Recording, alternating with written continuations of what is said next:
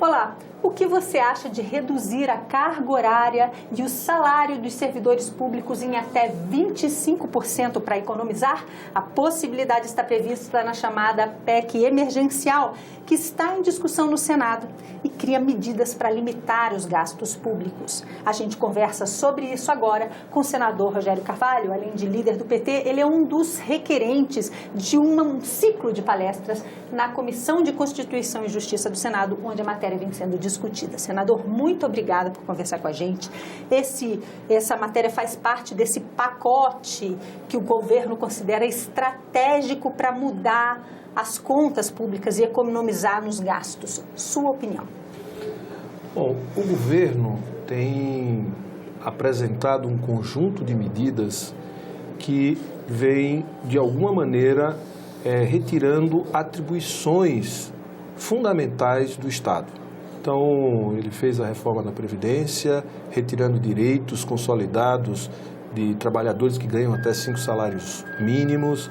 Agora veio com a PEC da extinção dos fundos, que propõe a extinção do Fundo Social, que pode colocar 200 bilhões na educação nos próximos anos, que acabava com o Fundo de Ciência e Tecnologia, que acabava com o Fundo de Segurança Pública, o Fundo Penitenciário, o Fundo Antidrogas, o Fundo da Cultura, o Fundo... fundos importantes e que tinham um nível elevado de execução financeira. Felizmente, na CCJ, a gente conseguiu reverter, fruto de um voto em separado de nossa autoria, a gente conseguiu reverter e manter pelo menos o Fundo de Segurança Pública, o Fundo Antidrogas, o Fundo Penitenciário, o Fundo de Ciência e Tecnologia, o Fundo dos Produtores de Café, e vamos lutar para reverter a extinção do Fundo Social e do Fundo da Cultura. E agora, a PEC emergencial, que você toca num tema muito sensível. Então, o governo, ao invés de apresentar propostas que possam ativar a economia, e como é que você ativa a economia? Colocando dinheiro na economia. Você coloca dinheiro na economia, ampliando o gasto na saúde, ampliando o gasto na educação, fazendo investimento em casa, em saneamento, na construção de casa, em saneamento, em obras estruturais como rodovias. Ou seja, ao contrário disso, o governo trabalha sem considerar a possibilidade do investimento público e diz que está preparando o país para receber investimento privado. E o investimento privado cobra uma fatura muito alta, como, por exemplo, o corte de salários dos servidores públicos com redução de jornada que está na PEC emergencial. Proporcionalmente, o Estado poderia começar a cortar carga horária e salário dos seus funcionários quando ele tivesse, pelo que eu entendi, atingido 95% já do seu orçamento comprometido com essa receita fixa, vamos dizer. Nesse caso, não era necessário mesmo alguma coisa para o Estado ter uma margem para conseguir investir? Então, o Estado tem uma margem para poder investir. Por exemplo, com a extinção dos fundos, o Estado ele teria 200 bilhões de reais, mesmo preservando os fundos da educação, ciência e tecnologia, esses fundos que eu me referi, o Estado poderia investir 100 bilhões de reais em casa popular, por exemplo, em saneamento. Isso geraria receita, geraria emprego, faria girar a economia, crescer a economia. Quando a economia cresce, a arrecadação aumenta e as despesas, relacionado com a despesa vão se equilibrando. Então, no mundo inteiro, para você sair de uma crise fiscal, você precisa aumentar a arrecadação e você precisa reduzir despesa. Mas a gente só está fazendo redução de despesa e cortando de setores que prejudicam os mais pobres. Porque, veja, se você cortar recursos do 30% da jornada ou 25% da jornada do servidor público da saúde, nós vamos diminuir um serviço que já é precário? Vai ter 25% menos médicos, menos escola, medicamentos, menos professor, menos universidade. Nós vamos ter 25% menos de prestação de serviço de uma maneira geral? né?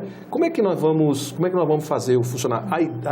A sensação que eu tenho é que o Estado brasileiro está passando por um processo de inabilitação.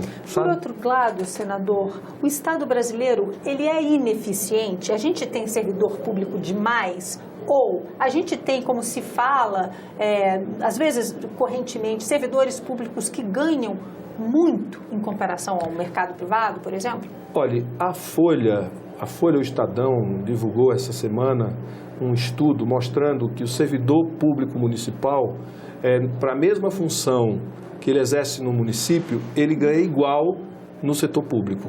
Ele ganha, se um servidor público estadual ganha 116 por um salário, ele ganharia R$100 no setor privado, certo? Agora, o funcionário público federal, neste caso, tem sim um ganho muito maior do que o setor privado. Que a média do mercado. Que a média do mercado. Mas, por outro lado, nós não temos uma quantidade de servidores públicos muito diferente de outros países semelhantes ao Brasil. Aliás, a gente tem menos funcionário público proporcionalmente do que os Estados Unidos, que é um país que tem uma economia baseada na iniciativa privada, que não tem, por exemplo, responsabilidade com saúde, a saúde é toda privada, a educação, muito da educação é privada, ou seja, eles têm mais funcionários públicos do que nós.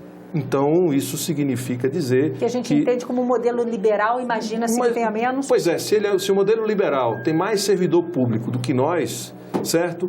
A França tem 14% mais servidores públicos do que nós temos, 14% a 21%. Eu sei que é uma proporção enorme a mais do que nós temos.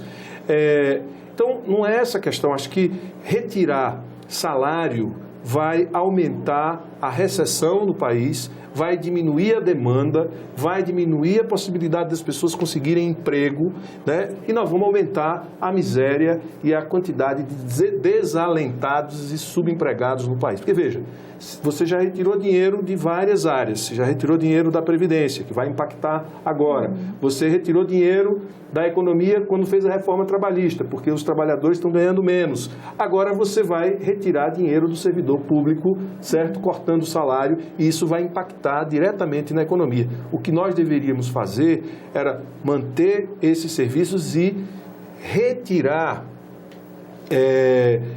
a trava que impede fazer investimento público no país, porque a emenda constitucional 95 impede, inclusive, o gasto no investimento em infraestrutura, certo? E o que o governo quer, na verdade, é enquadrar o gasto público, que não deve crescer nos próximos 10 anos. Então, ele quer garantir que vai chegar em 2026 com o mesmo gasto de 2016. É impossível numa sociedade você congelar o gasto público como uma regra de controle fiscal, e isso acaba puxando a economia para baixo, gerando desemprego, gerando desalento na sociedade. Senador, como nós estamos transmitindo esse programa da TV Senado ao vivo pelo Facebook, eu aproveito para fazer a propaganda para quem nos vê pela TV Senado. Vai lá no Facebook e curte a nossa página e aproveita para da próxima vez também mandar sua pergunta. A gente tem perguntas aqui chegando de internautas. Então, a Áurea Ferreira Alves, por exemplo,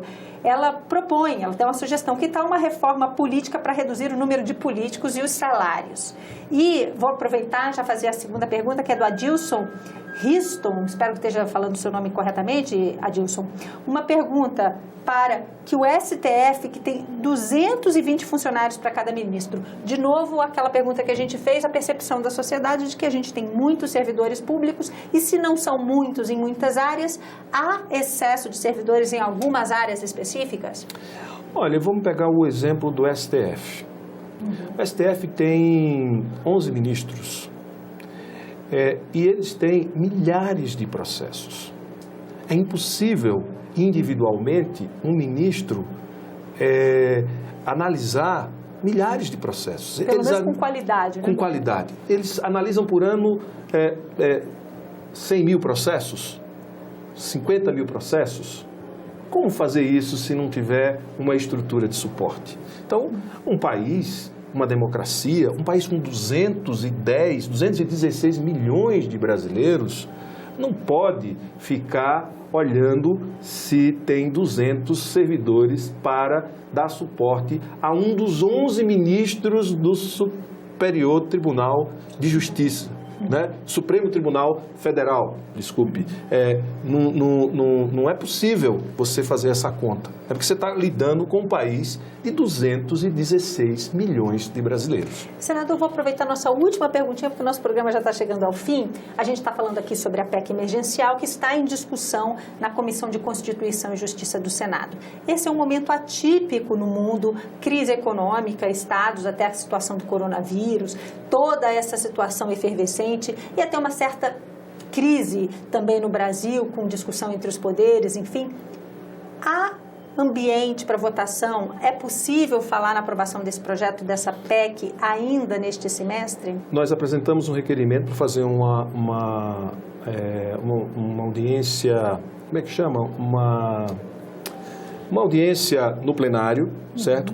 Com a presença do ministro Guedes, porque, veja, em momentos de crise como este, você não faz corte de gastos, você não age dessa forma, você age de uma forma diferente. Por exemplo, em 2008, com a crise que aconteceu no mundo inteiro, o Reino Unido abandonou, por exemplo, a regra de ouro, que é não tomar dinheiro, não gastar dinheiro para pagar despesas de custeio, por exemplo. Abandonou. Por quê? Porque na crise era preciso gastar e investir para interromper o ciclo de redução da atividade econômica e aquecer a economia. Então, num momento como este, esta PEC vai piorar o cenário econômico, vai piorar os indicadores econômicos, vai diminuir o crescimento da economia, ou seja, é inadequado a gente fazer esse debate num momento de crise global que a gente está vivendo. Senador, muito obrigada por essa conversa. Nós conversamos neste programa com o senador Rogério Carvalho sobre a PEC emergencial em discussão na Comissão de Constituição e Justiça do Senado. A PEC prevê, entre outras coisas, a possibilidade de redução de carga horária e salário proporcionalmente dos servidores públicos. A você que nos acompanha, mais uma vez, muito obrigada por estar com a gente. Eu sou Ângela Brandão e este é o programa Argumento. Se você quiser revê-lo, pode ir na nossa página senado.leg.br/TV ou lá na nossa página no YouTube da TV Senado. Você também pode ligar para a gente, telefone 0800 61 2211, ligação gratuita de qualquer parte do Brasil, viu, senador? Então, quem está vendo aí e quiser falar com o Senado, pode ligar para esse telefone. A você que nos acompanha pelo Facebook, muito obrigada pela participação, especialmente aos internautas que mandaram aqui suas perguntas. A você que não está ainda acompanhando a gente nas redes sociais, vai lá, marca, curte a nossa página e passa a participar aqui do nosso programa diretamente. Tchau, até a próxima.